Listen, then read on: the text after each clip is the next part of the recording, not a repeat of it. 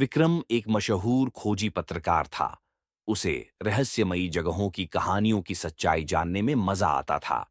एक दिन उसे एक पुरानी, सुनसान हवेली के बारे में पता चला, जो शहर से दूर जंगलों के बीच स्थित थी। कहा जाता था कि वहां जो भी गया, वो कभी लौटकर नहीं आया। विक्रम को यकीन नहीं हुआ और उसने खुद वहां जाने का फैसला किया। एक रात कैमरा और टॉर्च लेकर वह हवेली की ओर बढ़ा। जैसे ही उसने दरवाजा खोला, एक ठंडी हवा का झोंका उसके चेहरे से टकराया। हवेली के अंदर घना अंधेरा था। हर चीज पर मोटी धूल जमी थी, जैसे बरसों से कोई वहां नहीं आया हो। जलाकर इधर उधर देखा।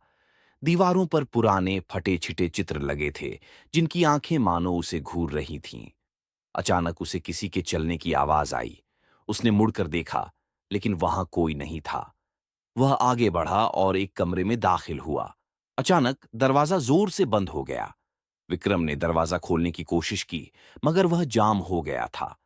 तभी उसे लगा कि कमरे के कोने में कोई खड़ा है, एक धुंधली परछाई। विक्रम का दिल तेजी से धड़कने लगा। उसने हिम्मत जुटाकर पूछा, कौन हो तुम? परछाई धीरे धीरे उसकी ओर बढ़ी और एक फुसफुसाती आवाज आई, तुम यहां नहीं आ सकते। विक्रम कांप उठा, लेकिन उसने खुद को संभाला। कौन हो तुम? क्या चाहती हो? उसने फिर पूछा। परछाई धीरे धीरे साफ होने लगी और एक औरत की आकृति में बदल गई। उसकी आंखों में दर्द और क्रोध था। मेरा नाम रंजना है, इस हवेली की असली मालकिन। मेरे पति ने मुझे धोखा दिया और मुझे इसी हवेली में मार दिया। अब मैं बदला लेना चाहती हूं। विक्रम की रीढ़ में सिहरन दौड़ गई।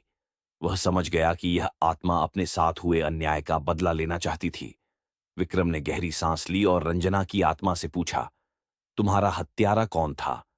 रंजना की आंखों से खून के आंसू बहने लगे। मेरे पति, विक्रम सिंह। उसने हवेली और दौलत के लिए मुझे मार दिया, लेकिन मेरी आत्मा यहीं अटक गई। अब तक कोई मेरी कहानी सुनने नहीं आया था। विक्रम को यह कहानी छापने का मन हुआ, लेकिन उसने देखा कि आत्मा कुछ और कहना चाह रही थी। अब तक कोई जिंदा नहीं बचा, लेकिन तुम बच सकते हो। भाग जाओ। विक्रम ने दरवाजा खोलने की कोशिश की। तभी हवेली में चारों ओर भयंकर चीखें गूंजने लगीं। दीवारें दरकने लगीं, फर्श टूटने लगा। किसी अनदेखी शक्ति ने उसे पीछे खींचना शुरू कर दिया। वह पूरी ताकत से भागा और किसी तरह दरवाजा खोलकर बाहर निकलने में सफल हुआ। जैसे ही उसने हवेली से कदम बाहर रखा, हवेली अचानक जल उठी और देखते ही देखते खंडहर में बदल गई। विक्रम ने सांस लेते हुए पीछे देखा। हवेली की जगह सिर्फ राख थी, लेकिन उसे महसूस हुआ कि रंजना की आत्मा अब मुक्त हो चुकी थी। अगले दिन अखबार में एक खबर छपी, पुरानी हवेली का रहस्य उजागर। सालों पुराना अपराध सामने आया।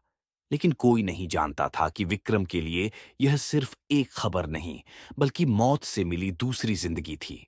ऐसी ही और भूतिया कहानी सुनने के लिए चैनल को सब्सक्राइब